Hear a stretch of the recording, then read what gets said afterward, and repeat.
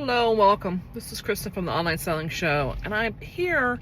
I've been doing this channel to document the growth of this new eBay store I started in June of 2024.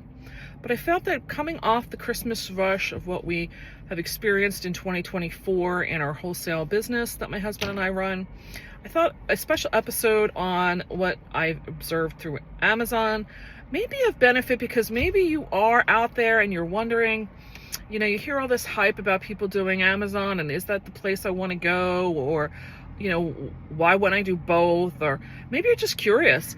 I'll give you some of my thoughts and feelings as to how the season ended, not in a sense of what my numbers are or anything like that, but just the overall trends or things I felt that Amazon is doing well with, or what I felt they needed improvement with.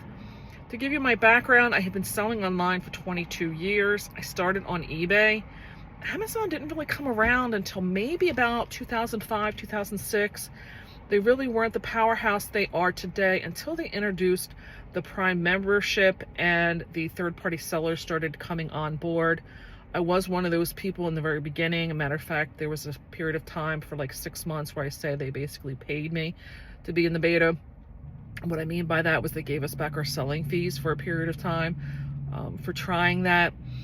So I've been doing it for many, many years. I've done the FBA model for, I want to say, easily a decade. I did get out of that business model in probably 2019 was probably maybe the last year I really was worried about trying to get stuff into their warehouses. There's a lot of different reasons why I got out, and if you're interested in that, I can give you a different episode. But for me, we are just doing seller fulfilled, and some of the things I felt that some things that I think they did well with this year was, obviously, they are the powerhouse. They are the place that people are going for. I will tell you, I don't really do much in the way of advertising. I probably personally could do a lot more in setting up promotions and stuff like that. So I did very well, even being seller fulfilled and not running into these big marketing plans. One of the things that really frustrates me is the lack of, I don't want to say responsibility, but the lack of, I don't know what word I would use for it, but it just seems like the buyers like to just say, package didn't come, give me a refund. It's like there's no, like, I have to almost question, did they look around the house? Did they ask anybody? It's amazing to me how many people it winds up with supposedly at the neighbors and stuff like that. Maybe I'm just blessed and the stuff in my neighborhood just doesn't get misplaced. I don't know. But that's probably the number one thing I see. I had been using the buy shipping method through Amazon, and that has been the saving grace. They have finally gotten through from hearing about it from us sellers that we shouldn't be the ones bearing the burden all the time of this responsive knee-jerkness of asking for refunds and I just have this in a comparison model to eBay, because again, I have been doing this for many, many years, and the eBay buyers just don't seem to have, it's a different psychology there of a buyer. They just don't have that.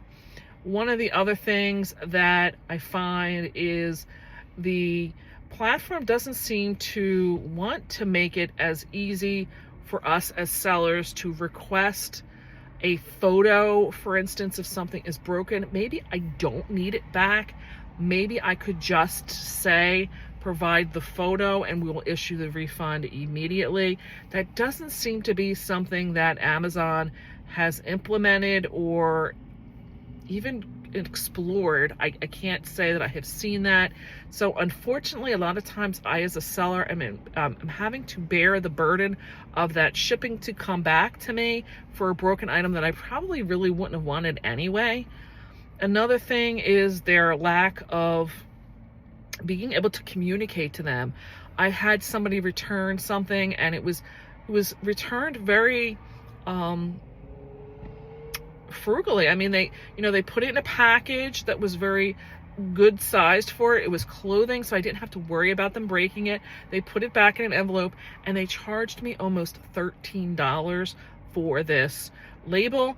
I have tried to argue this back to Amazon that this was like a $4 to $5 label.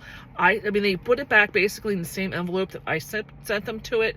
I know with the label, and I'm getting nowheres. They don't want to hear any of this stuff, and that is more than the wholesale cost of this item. So at this point, I am totally at the money. They just don't want to hear it. And unfortunately, they don't have a way that gives us as the sellers a streamlined method of getting assistance. It basically, if you asked me, I'm getting the same assistance as I would as if I was a buyer off the site as if I'm the seller on the site. I think they should have different types of methods of responding to people. I mean, they have made some improvements there. It does seem like that's what they want to do, but I don't find that is actual reality of what I'm getting in my responses. And I know what I know. And I know, like, for instance, I had one buyer or one experience that I sent them something, and they started sending me back links to read and educate myself on the FBA model, and it had nothing to do with anything with FBA. I don't sell anything FBA. I had to basically educate the person answering me. Some of the other things that I didn't really like was, like, I had one lady who made a very large purchase, and it seems like you would be like, yes, like you're all excited, but this was something that I really questioned if she had intended to make the purchase that she did, because she bought 5 large serving pieces, and they were the same identical thing, and they were purchased one repetitively after the other, and we were going to group them up to send out. The way she had gone in and selected to get emails from Amazon, she was not receiving any emails from somebody that was a seller like myself, even though I said it was of an order related and it was like an urgent matter. Didn't happen. I was able to use the phone number and got through to her phone. I left a message, a very detailed message talking about the items she purchased. Could you just please call back? I want to get this shipment out. Never called back. We wound up shipping it. I haven't heard anything. I'm going to hope that this is just what she intended to purchase. But I do feel that there should be some form of way to communicate that it is an authentic seller calling you or trying to reach you. I don't know that is something that has been abused so bad by prior sellers that this is the avenue they have to take, is my guess on that. Other than that, I mean, the returns are just always ludicrous. I think there's just so many people just buying that I don't know that they're really paying attention. I've got stuff that was made of paper, and they say, oh, I thought this was supposed to be made of ceramic, and it very clearly, even in the title, says paper. As sellers, I get very frustrated because it's a lot of wasted resources of mine between shipping and receiving it back, and then the loss and everything that gets involved in the postage. I understand that they're going on the overall picture of the numbers, but I do feel that, again, some of these things just don't get maybe as clarified as they should be. I don't really know what the answer on that is. I think a lot of it is buyer's remorse. Amazon has made us a culture of try it out versus actually make the purchase. And what I mean by that is, I think, you want, let's say, a pillow for your couch. People buy 5 and 6 ones just to see which one they like, and then just send everything else back with no regard to what it is involving for those of us as sellers, especially as smaller sellers, in lost profits because of the label. And they've gotten very savvy. They've gotten very savvy to know that they can make certain choices in the return. So they're not in any way going to be paying or incurring that cost of shipping stuff back.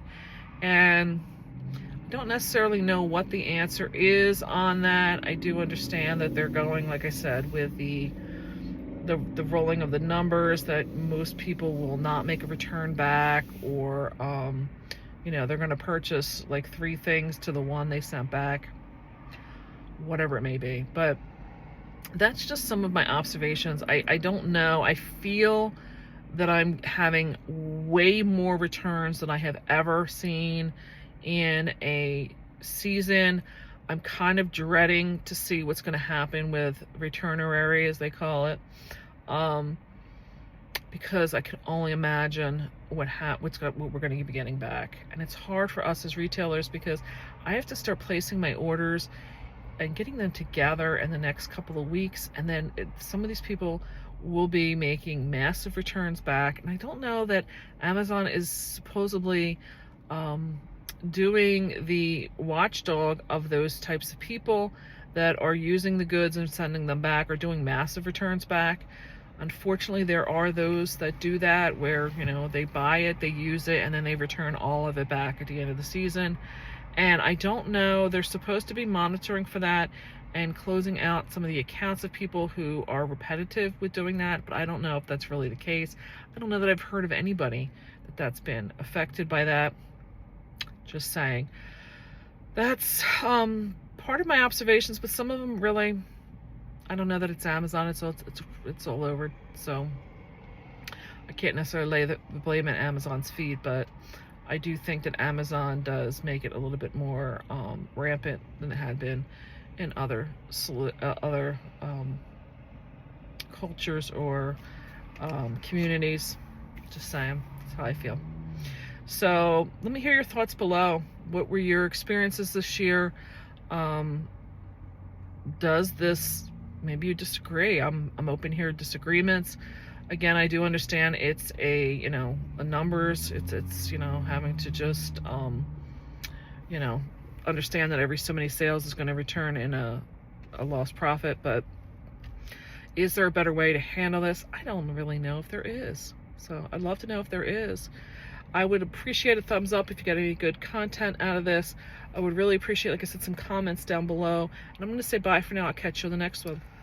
Should have said, one of the things I noticed this holiday season, more so on Amazon than I noticed it on eBay. One was, Amazon is obviously always into it for their own outlook of what's best for the client. And I've always advertised free shipping.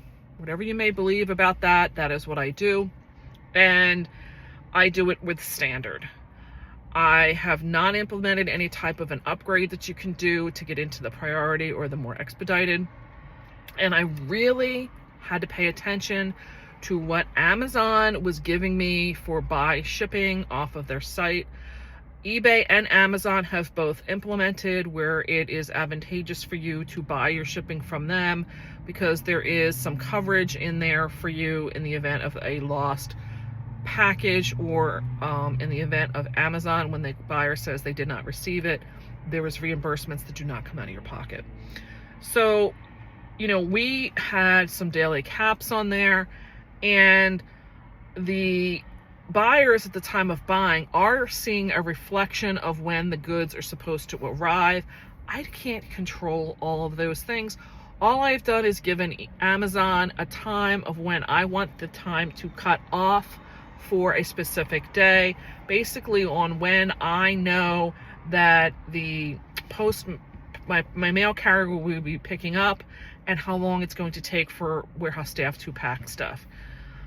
Based on these maybe 2 questions I got from them, they're looking at my overall statistics and insights of how quickly we're mailing things out. And there's supposedly this whole algorithm as to what they're using to give the end consumer an expectation of when these goods would arrive. Having said all of that, I had to really babysit Amazon. I mean, really babysit Amazon in a sense, because they kept trying to default to what was their best thought on how I should be shipping, even though I've indicated it is a standard shipping, which can take anywhere from 7 to 10 days to be received. They would try to put like overnight express in there, 1 day home delivery.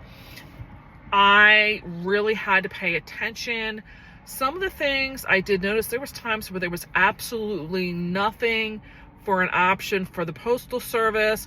They wanted it to be UPS or FedEx. My assumption is that the end buyer had indicated that they don't receive anything from the post office.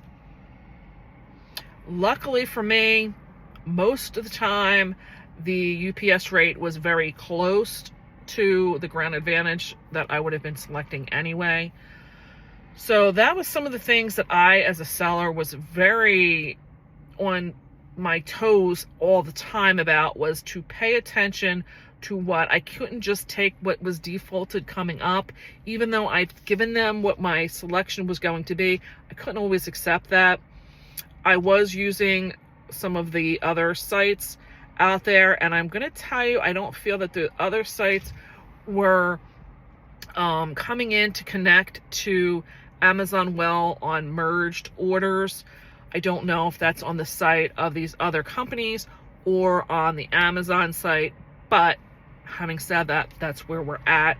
I do have a personal issue in my account that I need to get resolved, in the fact that I cannot print UPS or FedEx out of the site of Amazon themselves. I have tried to go through the help departments and find out it's a layout issue. I don't get a pop-up that allows me to choose what type of paper or what printer I want it going to. And I think that is part of the issue, and I just need somebody that's stateside to help me with that. And it's almost impossible to get through. And I've had to rely on these other services to get that type of postage printed out. And you know, it is what it is. I had to accept that. And I'm going to tell you that I believe that some of the delivery quotes they were giving to these end consumers was quite extensive, meaning that I'm in southern New Jersey. They were telling people in northern New Jersey it was going to take over a week to get a package. If our postal service is taking a week to get a package 2 to 3 hours away, they need to just fold it up now and just turn it over to the UPS, because I don't know why it would take that long to do that.